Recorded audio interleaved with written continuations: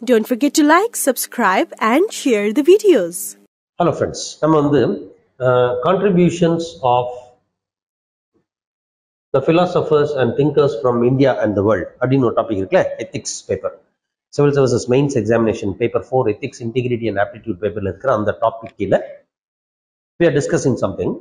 As part of that, we are trying to understand certain concepts of ethics through Tirukkural. Tirukkural is something that is unavoidable and inevitable when it comes to the Indian philosophical thought. Right? Adula compassion as a continuation, இன்னொரு couplet பார்க்கலாம். Couplet number 249. இது என்ன சொல்லுன்னு பார்க்கலாம். இதோட திருளாதான் மெய்ப்பொருள் கண்டற்றால் தேரின் அருளாதான் செய்யும் அறம். என்ன அர்த்தம் அப்படின்னா, திருளாதான் மெய்ப்பொருள் கண்டற்றால், அற்றால் அப்படின்னா போல, திருளாதான் மெய்ப்பொருள் கண்டற்றால், அதாவது பெரிய ஒரு விஸ்டம் இல்லாத, ஒரு மிகப்பெரிய அண்டர்ஸ்டாண்டிங், தெளிவு இல்லாத ஒருத்தன் மெய்ப்பொருள், he understands the truth of anything. அது எந்த philosophy வேணா இருக்கட்டும். It's about philosophies of right. Maybe for example, let us take the idea of say Buddhism. the philosophy is taught by Buddhism. அதை பத்தி எல்லாம் அவனுக்கு தெரிஞ்சிச்சு. பட் அவனுக்கு ஒரு தெளிவு இல்லாத ஒரு ஆள். அது எது மாதிரி அப்படின்னா, அருளாதான் செய்யும் அறம். அது if somebody is trying to do something compassionate to the weaker sections, to the needy people, or help பண்றான் அப்படின்னா, கைண்ட்னஸே இல்லாம, கைண்ட்னஸ் அப்படின்ற ஒரு கான்செப்டே இல்லாம, ஒரு கடமைக்காக நானும் அறம் செய்கிறேன் அப்படின்ற ஒரு ஒரு விஷயத்த, ஒரு பிக்சரை கிரியேட் பண்றதுக்காக ஒருத்தர் செய்யறான் பார்த்தீங்களா, அந்த விஷயமும் திருளாதான் மெய்ப்பொருள் கண்டற்றால், அதுவும் ஒண்ணு அப்படிங்கிறார். இந்த திருளாதான் மெய்ப்பொருள் கண்டற்றால் அருளாதான் செய்யும் அறம். என்ன அர்த்தம்? தெளிவு இல்லாதவன் உண்மை பொருள் கண்டு செயல்படுவதை போலவே அருள் இல்லாதவன் செய்யும் உதவியும் இருக்கும். அதாவது ஒரு கைண்ட்னஸ் இல்லாம அருள் மேற்கொள்ளாதவன் செய்கிற அறச்செயலை ஆராய்ஞ்சு பார்த்தோம்னா எப்படி இருக்கும்? தேரின் ஆராய்ந்து பார்த்தால் அது அறிவு தெளியாதவன் ஒரு நூலின் உண்மை பொருளை கண்டது போன்றது. பெரிய அறிவு ஒண்ணும் இல்லை, ஒரு நல்ல புத்தகத்தை எடுத்து படிக்கிறோம், அதுல இருக்கக்கூடிய விஷயங்கள் நமக்கு புரிஞ்சிருச்சு. ஆனா நமக்கு ஒரு அறிவு தெளிவு கிடையாது, வாழ்க்கை பத்தின ஒரு தெளிவான ஒரு பார்வை கிடையாது. இப்படிப்பட்ட ஒருத்தன் ஒரு நல்ல நூலை படிச்சு அதனுடைய அந்த நூல்ல இருக்கக்கூடிய பொருளை கத்துக்கிட்டேன் அப்படின்னு சொல்றான்ல, அதுவும் கம்பேஷனே இல்லாம இருக்கக்கூடிய ஒருத்தன் சில அறங்களை செய்யறதும் ஒண்ணுதான் அப்படிங்கிறாங்க. சரி, again this appears to be a very generic word. How does it relate to, or how is it relevant to civil service examination, or how is it relevant to civil servant as such? ஒரு civil சர்வெண்ட்டுக்கு என்னப்பா relevance இருக்கு இதுல? It has got a very high relevance. இப்போ திருளாதான் மெய்ப்பொருள் கண்டற்றால், ஒரு நூலை தெளிவில்லாதவன் ஒரு நூலின் உண்மை பொருளை கண்டார் போன்றது. இப்ப சிவில் சர்வீசஸுக்கு அந்த நூல் எது? ஒரு ஐஏஎஸ் ஆபீசரோ அல்லது ஒரு பியூரோக்ராட்டோ. இப்ப சிவில் சர்வீஸ் எக்ஸாமினேஷன்ல ஒரு 25 டிஃபரெண்ட் சர்வீசஸ் இருக்கு. ஒவ்வொரு சர்வீஸும் அந்தந்த டிபார்ட்மெண்ட்ல ஒரு லீடர்ஷிப் பொசிஷன்ல இருக்கக்கூடிய ஒரு டிபார்ட்மெண்ட். அவங்களுக்கான நூல் எது? ரெண்டு நூல்கள் இருக்கு. ஒண்ணு வந்து constitution of India,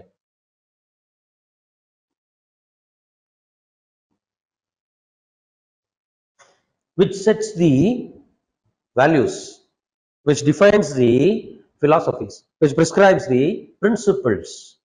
Yeah, the Constitution of India தான் மூணு விஷயங்களை பண்ணுது. values கொடுக்குது.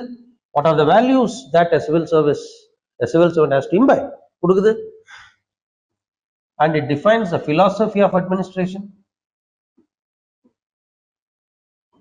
and it defines the principles. கொள்கைகள், கோட்பாடுகள் என்ன, இது கான்ஸ்டிடியூஷன் சொல்லுதான். ரெண்டாவது, ஒவ்வொரு டிபார்ட்மெண்ட்டுக்கும் இருக்கக்கூடிய rules books and objectives, rules books, policies, and most importantly the objectives with which these rules are made, these policies are made. இது ரெண்டையும் தெளிவாக கற்றுக்கொண்ட ஒருத்தனாலதான் நல்ல ஒரு சிவில் சர்வெண்டா இருக்க முடியும். Or put it otherwise converse போட்டு பார்ப்போம். If somebody wants to be a good civil servant, somebody wants to be an efficient and effective civil servant, what is that he is supposed to? What is that he is supposed to learn? What is that he is supposed to understand? Which are the two important, or which are the important treatises, books, the works, what he has to be clear of? அப்படின்னா இது ரெண்டும் இல்லையா? இப்போ நல்லா பாத்துக்கணும். இந்த கான்ஸ்டிடியூஷனையும் சரி ரூல்ஸையும் சரி தெளிவு இல்லாத ஒருத்தன் அண்டர்ஸ்டாண்ட் பண்ணி வச்சிருப்பான். 100% அண்டர்ஸ்டாண்ட் பண்ணி வச்சிருப்பான். For example, what does article 14 says? தெளிவா சொல்லிடுவோம். It is talking about right to equality, and it focuses on two aspects of right to equality. One is equality before law, the other is equal protection of law. So what is equality before law, and what is equal protection of law? How do you apply it? How do you apply it when it comes to the practical situations? இப்போ ethics பேப்பர்ல பாத்தீங்கன்னா case study கொடுக்குறாங்க. Case study கொடுக்கும்போது case ஸ்டடியோட purpose என்ன? why do you have case studies? 1930s case ஸ்டடிங்கிற இந்த concept வந்து பாப்புலரைஸ் ஆகுது. இந்த கேஸ் ஸ்டடி அப்ரோச். ஏன் கேஸ் ஸ்டடி அப்ரோச் எடுக்கிறோம்? ப்ரீவியஸ்லி டிசைடட் கேசஸ் எடுக்கிறோம். Narrative case studies. இப்போ நம்ம கொடுக்குற எத்திக்ஸ் பேப்பர்ல கொடுக்குற narrative case studies. how to solve it we shall discuss later. எதுக்காக பாக்குறோம்? முன்னாடி என்ன பண்ணாங்க, அந்த சிச்சுவேஷன் வந்து எப்படி ஹேண்டில் பண்ணாங்க, அதுல இருந்து நாம என்ன கத்துக்க முடியும்? லாஜிக். இப்ப क्वेश्चन என்னன்னா, இப்போ ஆர்டிகல் 14 என்ன எனக்கு தெரியும், லிட்டரலி ஐ நோ. இப்ப நல்லா ஞாபகம் வச்சுக்கணும், there is always something called as two terms, letter and spirit ன்னு சொல்லுவோம். letter and spirit. தெருளாதான் மெய்ப்பொருள் கண்டற்றால், understanding only the letter, right? Understanding only the letter. If you need to understand letter and spirit of what you are learning, meaning if you are wanting to know the letter and spirit of the constitution, if you want to approach the policy with its letter and spirit, then what do you need? adana kelvi. அது என்னது? அதுக்கு தேவை compassion. கான்ஸ்டிடியூஷனை படிக்கணும், அது முக்கியம். Rules படிக்கணும், அது முக்கியம். பாலிசிஸ் அண்டர்ஸ்டாண்ட் பண்ணணும், அது முக்கியம். பாலிசியோட அப்ஜெக்டிவ் என்னங்கிறத அண்டர்ஸ்டாண்ட் பண்ணணும், அது முக்கியம். கம்பேஷன் இல்லாம அந்த பாலிசியை பார்த்து என்ன ஆகும்?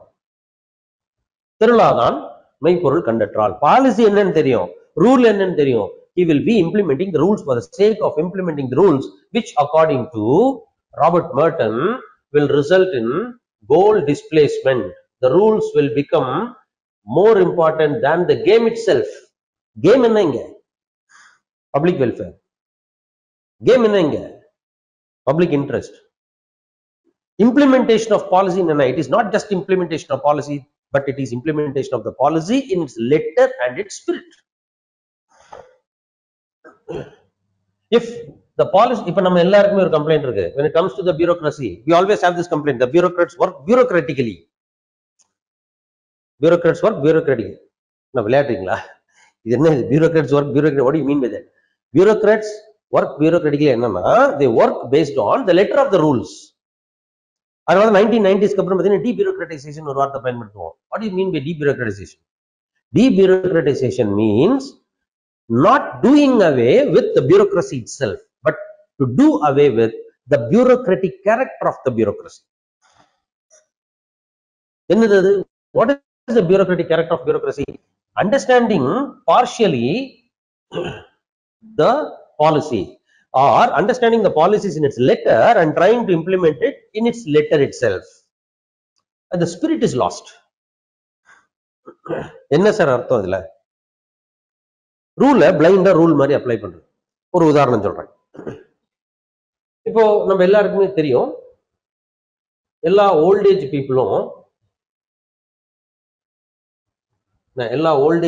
வந்து எவ்ரி இயர் பென்ஷன் வாங்குறதுக்கு முன்னாடி எவ்ரி இயர் அவங்க லைஃப் சர்டிபிகேட் ஒன்று கொடுக்கணும். எவ்ரி இயர் அது கொடுக்கணும். சரியா? ஒரு ஓல்டேஜ் லேடி அவங்க என்ன பண்றாங்க, 1999 அது எவ்ரி இயர் ஏப்ரல் மாசம் கொண்டு போய் கொடுத்துரும், மார்ச் மாசம் கொண்டு போய் கொடுத்துரும்.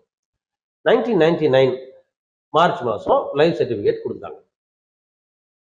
life certificate given, right, submitted. Subsequently என்ன ஆகுது, 99 ஆகஸ்ட் மாசம் she leaves for USA to live with her son. என்ன பண்ணிட்டாங்க, யூஎஸ்க்கு போயிட்டாங்க.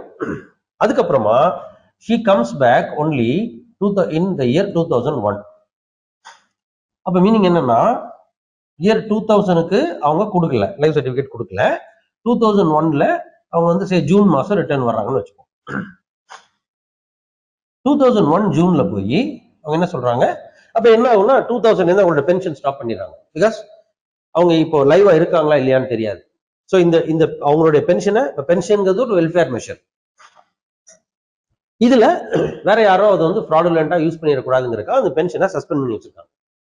Now she comes back in June 2001 and she gives a life certificate and she wants her pension to be restored. சரியா? So ஜூன்ல போய் கொடுத்துறாங்க and அவங்க officer சொல்லிட்டாங்க, okay fine, you are done, கொடுத்துறோம் அப்படின்னு சொல்லிடுறாங்க. பட் பென்ஷன் வரல. So again she goes to the office, concerned office, and meets the concerned officer and asks him, sir என்னாச்சு, நான் லைஃப் சர்டிபிகேட் கொடுத்துட்டேன். இல்ல மேடம், நீங்க 99க்கு கொடுத்துட்டீங்க, 2001க்கு கொடுத்துட்டீங்க, ஆனா இயர் 2000க்கு நீங்க லைஃப் சர்டிபிகேட் சப்மிட் பண்ணல, நல்லா பாத்துக்கோங்க. இப்ப 99ல ஒரு லேடியை இறந்து போய் திருப்பி 2001ல அதே வயதோட உயிரோட வர முடியுமா? இதுதான் தெருளாதான் மெய்ப்பொருள் கண்டற்றால் தேரின் அருளாதான் செய்யும் மரம். பாலிசியோட ஸ்பிரிட் விட்டு அந்தால இதுதான் பியூரோக்ராட்ஸ் பிஹேவிங் பியூரோக்ராட்டிக்கலின்னு சொல்றது. Bureaucrats implementing policy in its letter not in ஸ்பிரிட்னு சொல்றது, which is not correct. அப்போ லெட்டர் அண்ட் ஸ்பிரிட்ல இப்ப இதுல என்ன பயம், எங்களுக்கு வந்து ரெக்யர்மெண்ட் ஃபைல்ல எல்லாமே இருக்கணும். All that what you do is that you have to make a note. 99 she has gone abroad. Passport copy வாங்கலாம், இமிகிரேஷன் எக்ஸிட் இருக்கும், அண்ட் உள்ள வந்ததுக்கான இமிகிரேஷன் என்ட்ரி இருக்கும். வாங்கிட்டு 99ல போனாங்க, 2001ல வந்தாங்க. So she was out of the country in the year of 2000, so she did not submit. Now she claims that she has come back. Verification பண்ண வேண்டியதுதானே?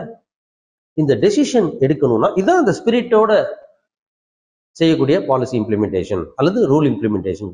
ஸோ ரூலாவே இம்ப்ளிமெண்ட் பண்ணா என்ன ஆகும், அருளாதான் செய்யும் அறம் மாதிரி ஆயிப்போம். இப்போ is this officer wrong in following rules? No, he is not wrong. He is upholding rule, he is abiding by rule. Correct. The compliance is very important, but the compliance must be logical, reasonable, and also with some spirit, understanding the spirit of the policy.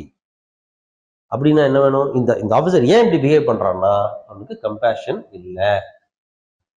Compassion இல்லைன்னா ரூலா மட்டுமே பார்ப்பான், where the bureaucrat becomes to behave bureaucratically. I hope you understand. So இது ரொம்ப ரொம்ப முக்கியமான ஒரு குரல் பப்ளிக் சர்வீஸ்க்கு. ஏட்டா, and more importantly you can make use of this in writing answers for your case study questions as well. So அடுத்து திருக்குறள் என்ன சொல்லுது அப்படிங்கிறது சப்சிக்வெண்ட்லி வி கேன் see.